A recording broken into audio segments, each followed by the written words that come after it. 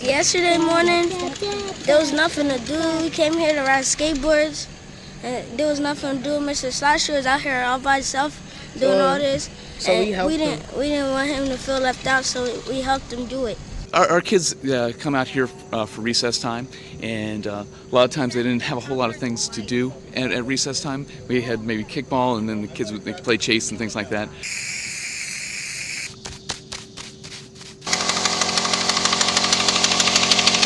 This is the Peaceful Playgrounds program, and so we're setting up all sorts of different games. There are 28 different stations. Does it look like an A? I think so. I think it's called a bug. There's a whole component that it helps kids solve conflicts quickly, so they get more playtime and less time arguing or complaining about different things and so forth.